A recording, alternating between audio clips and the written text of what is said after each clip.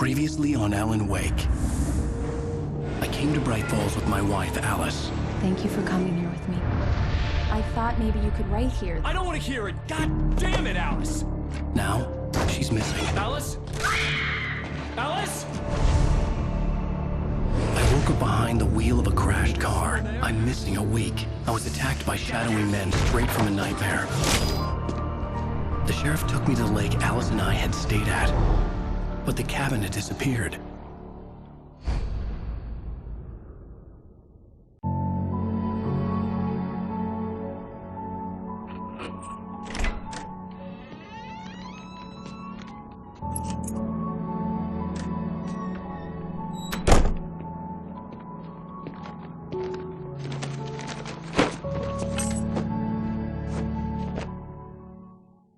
Honey, I'm home. Back here, sweetie. How was it? Worst weather I've ever seen. You should put some coffee on. It'll warm you up. Hey, handsome. This is gonna be a long night, but these shots are turning out great. I guess you're gonna need that coffee then. I'll go put it on.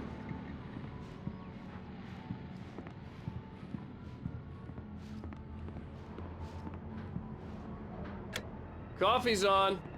Great, thanks. I'll need it if I'm gonna finish this by tomorrow.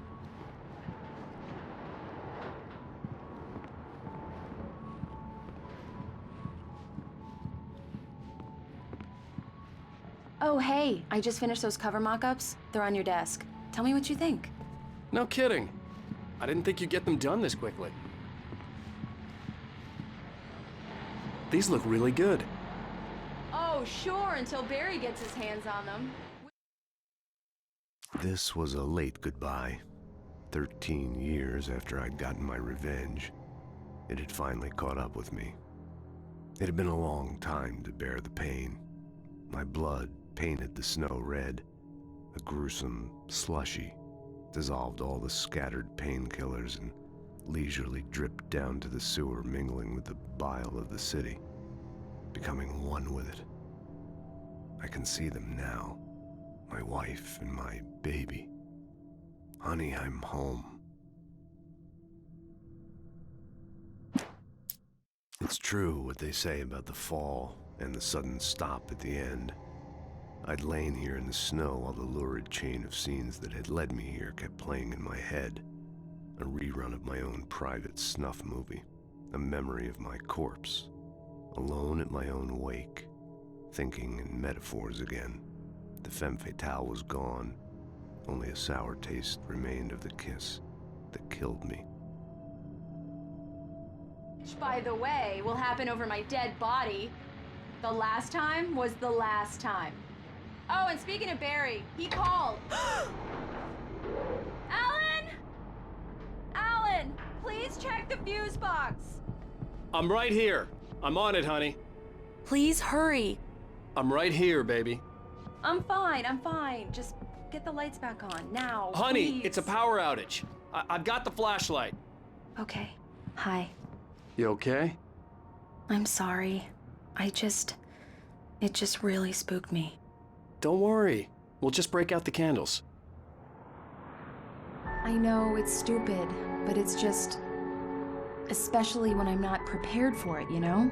It gets to me. I love you. Tell me a story, writer. Okay.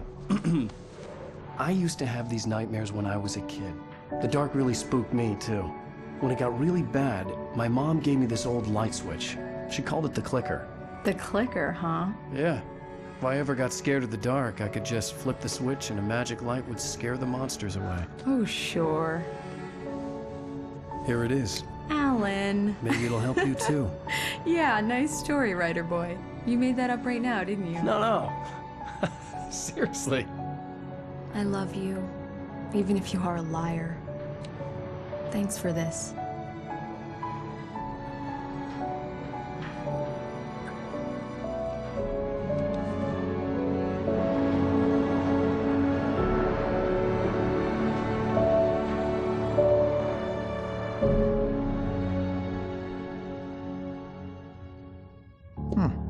How do you feel, Mr. Wake? Any nausea, disorientation, anything like that? Mr. Wake? How are you feeling? I'm okay. My head's fine. I had to lie about my headache and memory loss. He'd send me to a hospital for tests. I couldn't leave without Alice. Very well. I don't think you have a concussion, but you've obviously been through quite a shock. You should take it easy for a couple of days. Thanks. Well then, Mr. Wake, we're done here. If the pain gets any worse or you experience any other symptoms, you should come see me. I'll let you get on with it then. Sarah, Sheriff Breaker, is waiting for you. She's very good at her job. I'm sure she can locate your wife in no time.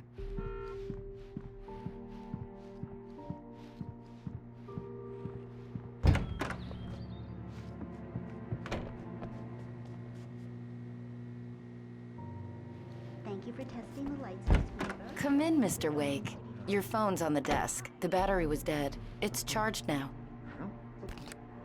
Have you started looking for my wife yet? My men are already on it. Now, can you tell me what happened? I'm not sure. I can't remember. We were arguing. I walked out of the cabin. The cabin on Cauldron Lake? How did you end up at Stucky's gas station? I wanted to tell her what had happened last night, but I couldn't. She'd lock me up. Excuse me. I need to take this. Hello? Alan, please help me. Alice? Stop talking to the law. You'll do exactly what I say if you ever want to see your wife again. Who is this? Go to the back lot. There's a hole in the fence on the left. Look inside the junker. I left a little something there to convince you we're all on the same page here. After you ditch the cops, you're gonna meet me in Elderwood National Park. There's a spot called Lover's Peak. Midnight. Don't do nothing stupid, pal. We're watching you. Mr. Wake, can I help you with anything? I need to get some air. The sheriff said I could go out back. Of course, Mr. Wake. You can get there through the cell corridor.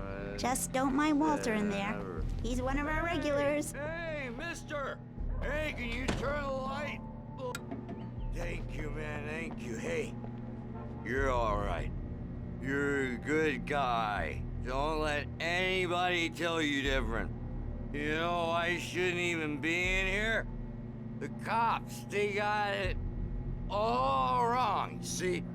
Sure, I beat him up, but I wasn't drunk. I mean, I wasn't drunk at the time. I only got drunk afterward. Okay, listen, you gotta listen carefully now. Here's the kicker. That wasn't Danny. No, sir. It only looked like him. You wanna know who it really was? I'll tell you who it really was. It was a goddamn space alien!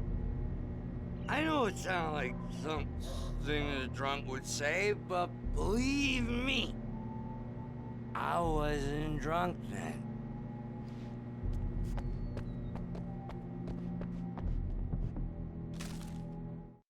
In spite of its human mask, to describe the dark presence as intelligent would have implied human qualities on something decidedly inhuman.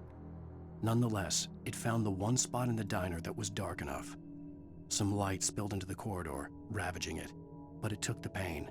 Horrible as it was, the writer would soon fix that. He would be coming to the one place where it still had power.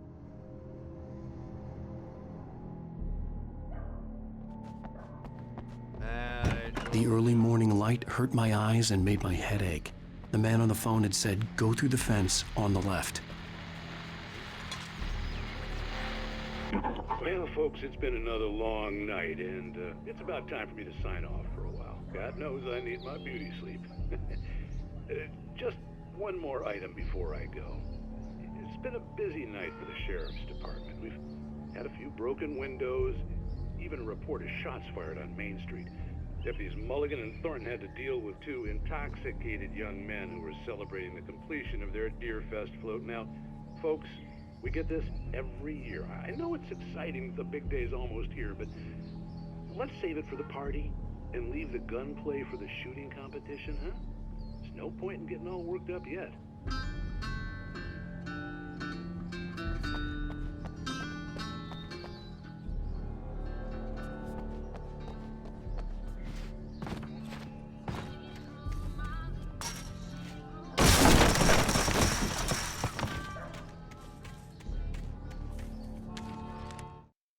kidnapper fired his gun one last time, and the shadow vanished into the darkness it had come from. See? Nothing to it, Wake. The thought of Alice in his hands was revolting. We stood on the wooden platform of Lover's Peak, the waterfall in the mountain behind us, the lights of the radio mast blinking red in the heights above. I fought with the urge to take a swing, force myself to speak. Let's cut the act now. Where's my wife? Alice's driver's license had been placed on the front seat. The caller meant business. Barry? Ow! Ow! Thank God! Where the hell have you been? I've been trying to reach you for a week, you and Alice. Oh, I've been worried sick. I flew out yesterday. I'm here in Bright Falls. Barry, listen to me. I'm at the sheriff's station. Come and get me. I can't talk now. Ow! What the hell is going on? I had to get the sheriff to let me go. I needed to get to Elderwood National Park to meet Alice's kidnappers.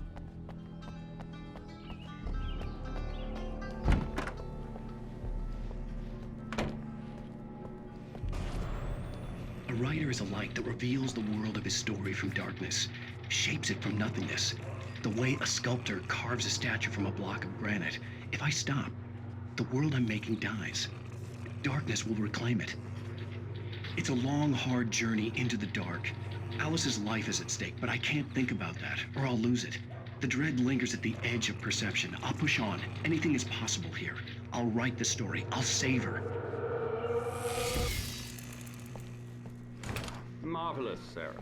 I just wanted to settle all the damage the Anderson brothers might have inadvertently caused. Are you feeling any better, Mr. Wake? I'd like to leave. Am I free to go? Well, we still need to talk about... Am I under arrest? No, of course not. But I need to know where you'll be staying so I can get in touch with you. I'd avoid the motel. The Majestic is known for its roaches. The cabins at Elderwood are pretty nice, though. That sounds perfect. I'm Dr. Emil Hartman. I'd like to invite you to stay at Cauldron Lake Lodge. Did you talk to my wife? I had the pleasure of discussing your situation with her on several occasions. Did you set something up with her? I invited her here. My clinic is a place where... Oh! Hey! Oh, my! Take it easy. Hey, nobody move! Get your hands off of my client! Who are you? I'm Barry Wheeler, his agent. If you have business with Mr. Wake, you talk to me. You yokels won't know what hit you once I sick my lawyers on your asses. No harm done, Sarah. I'm all right. I don't want to press charges. Mr. Wake, my offer still stands. Get me out of here. What the hell was that about, Al? We don't need a replay of that thing with the paparazzi. I thought they were gonna lock you up. I had to talk to someone. I told Barry everything. He thought I was certifiable, but when he heard about the manuscript, I had him. The fact that I'd written something, even if I couldn't remember it, was enough for him. He smelled money. And he believed that Alice had been kidnapped. Anything beyond that was another story. I had a midnight appointment with the kidnapper in a place called Lover's Peak, somewhere in Elderwood National Park. The plan was to rent a cabin. I don't like it, Al. I don't like any of it. It's not good. In fact, it's the absolute opposite of good. Mr. Wake! Barry, you found him. Hi, Rose. Oh, wow. I was just thinking about you, too. Great. I was just bringing Rusty some coffee. He's on the balcony, looking after Max. Poor thing. I really need to go. Great to see you again, Mr. Wake. Later! Who's Max?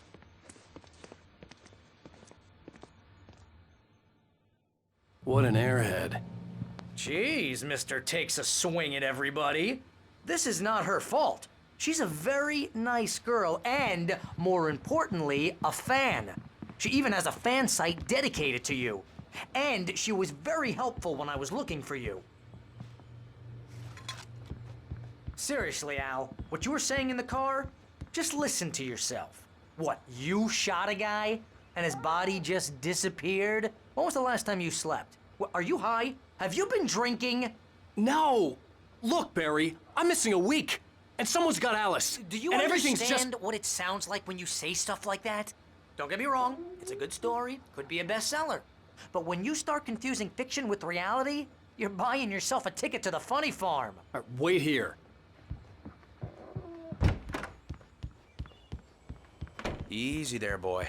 I'm almost done. Hey, Rusty, right? You rent cabins. Oh, Mr. Wake. I'd shake your hand, but mine are kind of full here. Actually, I'm sorry about this. Would you mind grabbing the registration form from the desk? It's just across from Bucktooth Charlie. Okay, sure. What happened? Crazy poachers. Max here got his foot caught in a trap. They're illegal to use here. Hell, you're not supposed to hunt within the park at all. But that doesn't stop some lowlifes. Well, at least Max is gonna be okay. He got lucky. Seriously, Al, you can't just go and meet a kidnapper. Those situations always end up in disaster.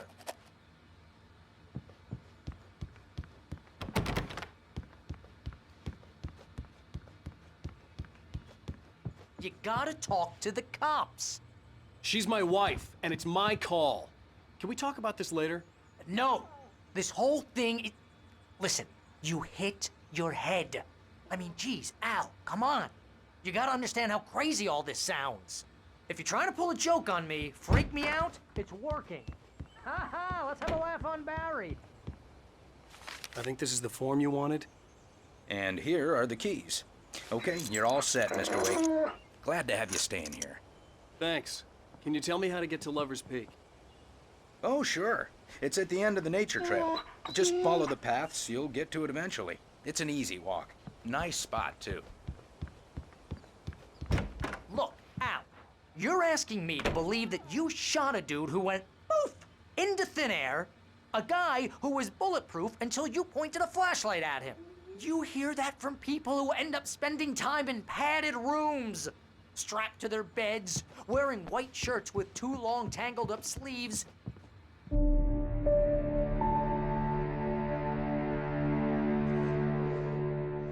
That's just crazy talk, Al. Al! Al? We should go to the sheriff or call the FBI. Damn it, Barry, they'll kill her! This is not a goddamn debate, Barry. I'm going to Lover's Peak. He said to come alone. Okay then. I understand. You're my best friend and I'm worried that you're not right in the head. Tell me what to do to help and I'll do it. You stay here, and if I'm not back by morning, call the cavalry.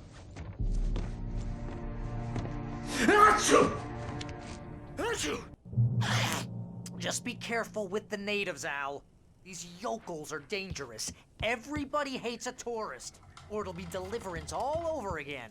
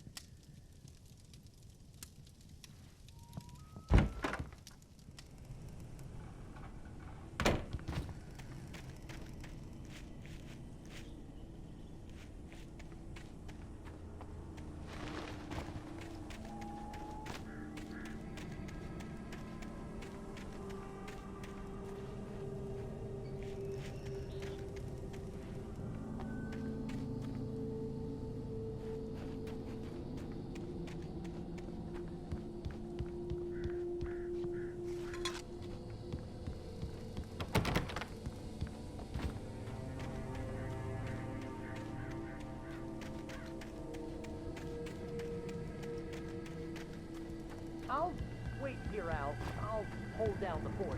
I'll be with you in spirit every step of the way, Al. Walk through the door now. Barry had never gotten along with Alice, but he knew Alan loved her with an almost frightening intensity. And now something had happened to Alice. And here was Al armed with a gun and saying things people got put in padded cells for. It was as if his friend had experienced a massive psychotic episode and was now totally disconnected from reality. It scared the shit out of Barry.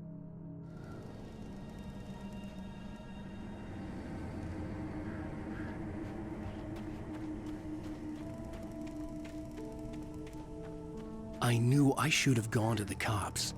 This wasn't the smartest thing I'd ever done, but I was still angry with Barry for trying to talk me out of it. These people had called me right in the sheriff's station. The cops wouldn't scare them, and they had Alice.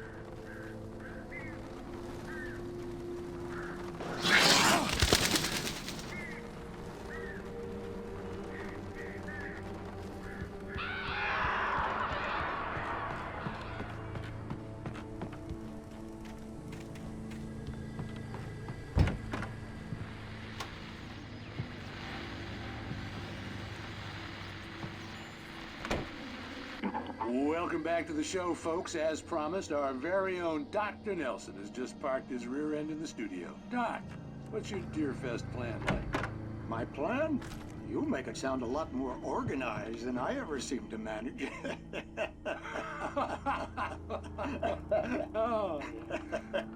No plan, really. Just taking the atmosphere. I'm getting a little too rickety to do much more than that, you know. Oh, tell me about it. No sack race for us older gentlemen, huh? Yes, exactly, Pat. But I'm gonna check out the parade, of course. And I'll be one of the pie contest judges, too. Well, that takes a different kind of constitution. Oh, yeah, it's my kind of exercise. Now, Doc, seriously, you're in pretty good shape, though. You're the outdoors type. I know for a fact you're an avid fisherman. That's right. Matter of fact, just caught a heck of a largemouth bass early this morning. But you're not taking part in the fishing contest? No, not this year. See, Pat, I'm just not that competitive anymore. Now I just like to take my time and enjoy the peace of it. It's no fun if I need to worry about what I'm catching, you know? Well, considering your track record, the participants are probably pretty happy you feel that way. Well, Pat, that's kind of you to say.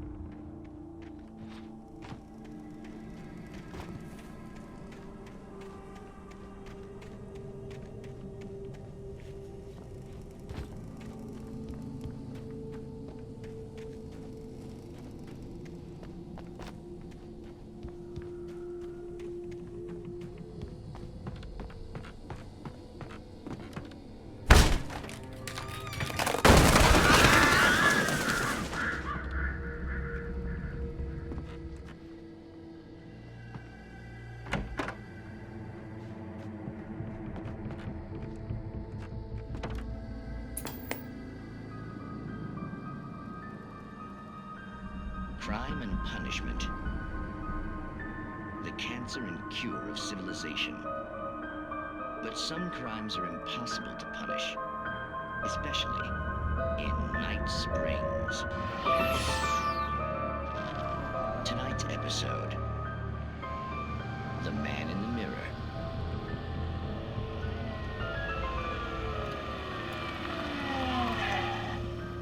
He's inside, Agent. He's a weird one. So, you're confessing to killing that guy, huh? Why? Had it coming? Yeah, but why would you do that? I mean, you're a nice guy. Normal.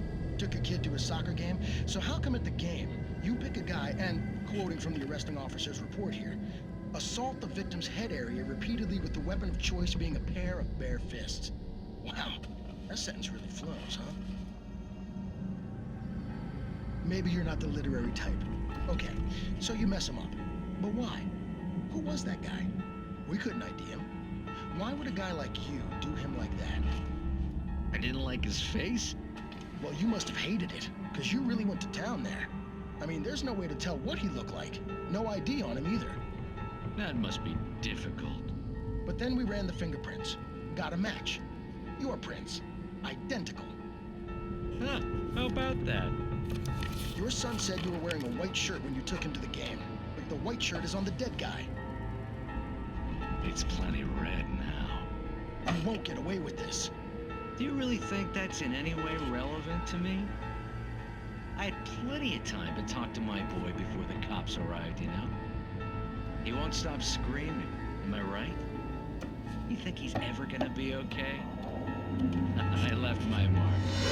Believe me. You bastard. What? You gonna shoot me? What's the point? I'm going to prison. listen. You got me. I don't understand any of this. And you never will. Don't worry. Maybe you'll see me again, Agent. Maybe in the mirror.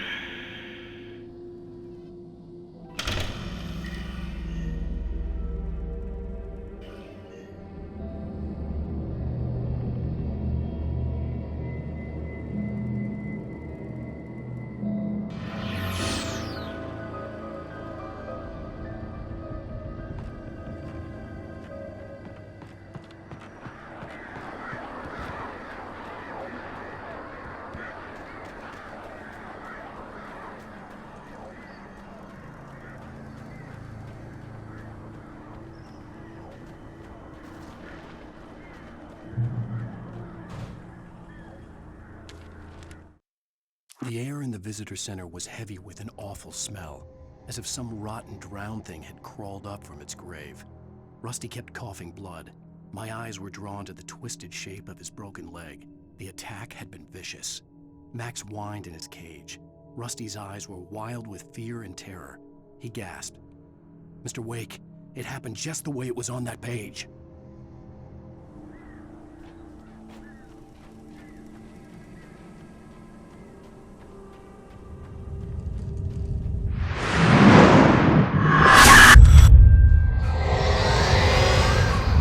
Vision left me weak.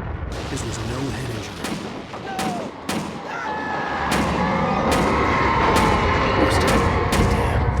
Rusty, hang on! Oh God! I'm coming! Please, help me! Anybody? Help me! Help me! Can you hear me? Anyone? Please, Hello? help! I'm back here. Mr. Wake? Oh, hell. It happened just the way it was on that page. I found. Came true. It knew. So dark. It'll come back for me. You must. The lights. In the office. I have the key. Okay, Rusty. Hang on. I'll be right back. Whatever did this couldn't be far. Rusty had found a page from the manuscript. It would help me understand what had happened.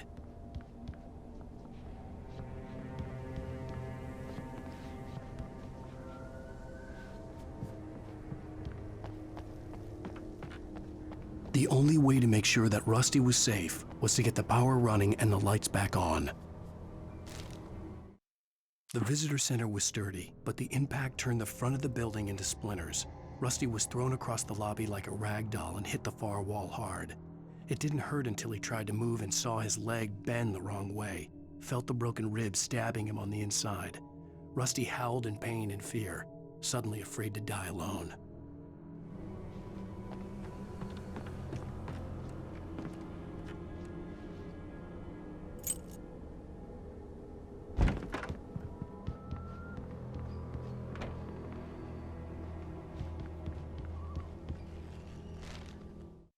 At the last instant, I changed direction and threw myself down. The axe splintered the trunk of a tree. I stumbled into the pool of bright light. My lungs burned. I was too exhausted to move. I tensed as I waited for the killing blow, but it never came. I raised my head. Nothing moved in the darkness beyond. For the moment, bathed in the cold light, I was safe.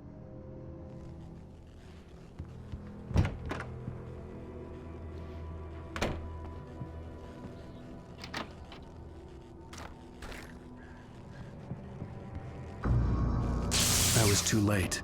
Someone had destroyed the circuit breaker. There was no way to get the lights back on.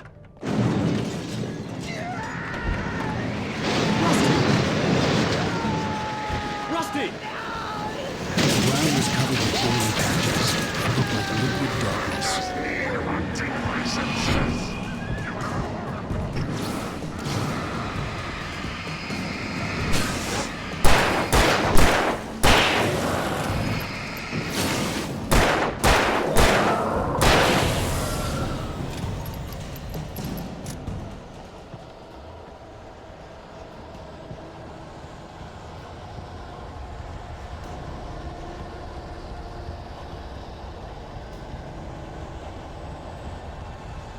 Something had torn a mammoth-sized hole in the wall. Please don't feed the animals.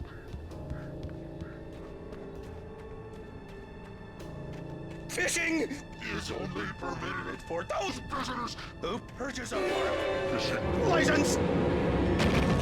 Obey the park ranger's instructions at all times. Rusty, no! Never. Two bears and wolves never approach any other. Pets must be leashed. Never leave your pet.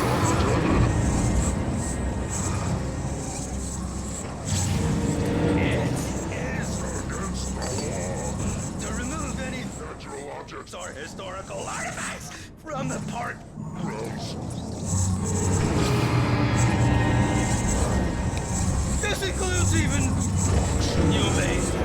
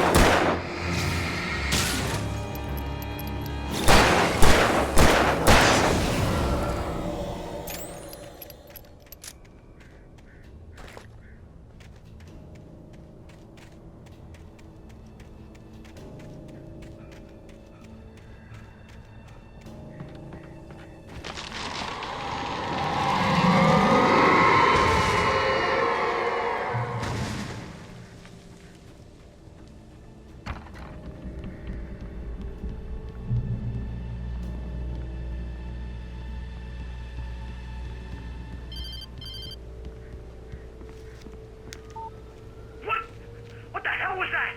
I saw from the window. I saw something. Forget about it, Barry. It's just me going crazy. Oh, jeez. Oh, jeez. You're not crazy. I wish you were crazy, but you're not crazy. Ow, be careful. Stay in the cabin. Don't open the door for anyone. I mean it.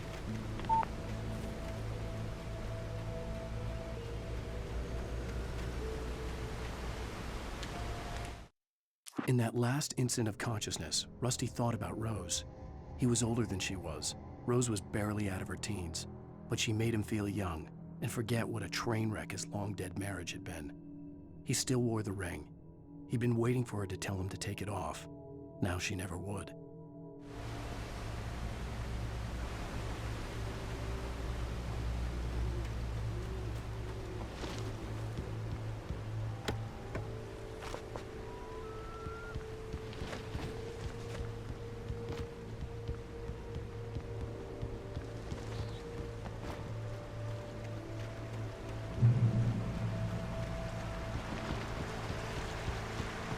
Lover's Peak was at the far end of the nature trail.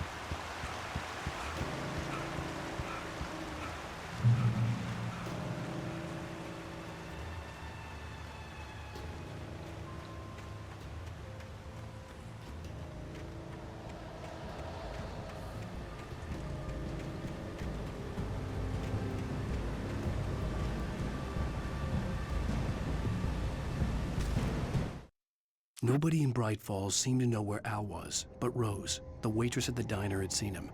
From what Barry could tell, Al pretty much fell off the face of the earth when he left the diner.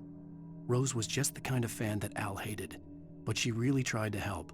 She was smart too, knew a lot about what was going on in the town, knew a lot about Al, even knew who Barry was. Barry liked her. That was no big surprise. When it came to women, Barry and Al rarely saw eye to eye.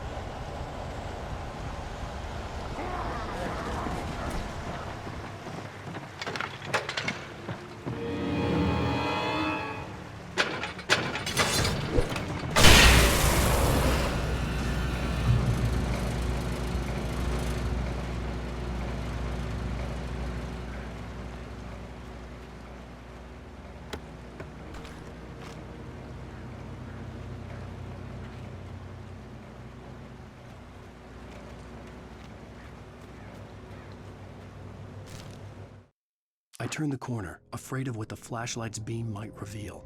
Suddenly, a roughly painted symbol of a torch glowed in the light.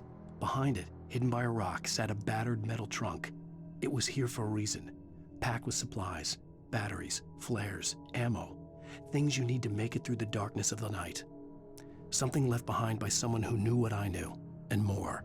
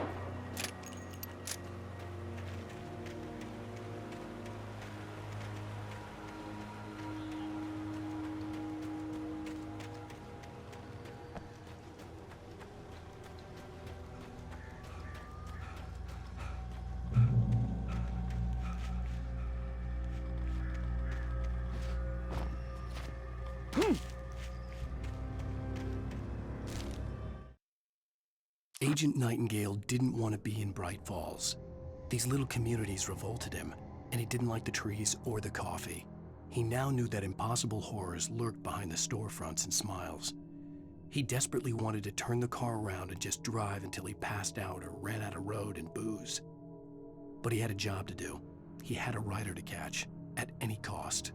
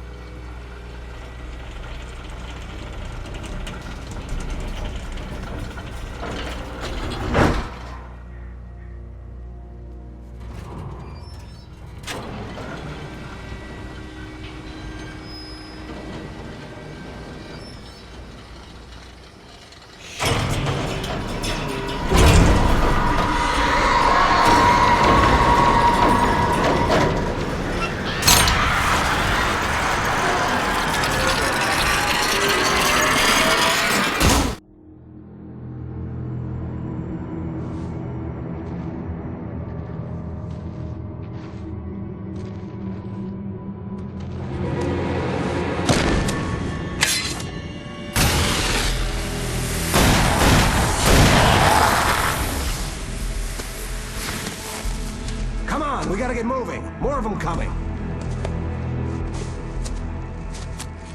That flashlight's kid stuff. The flares will keep the bastards away.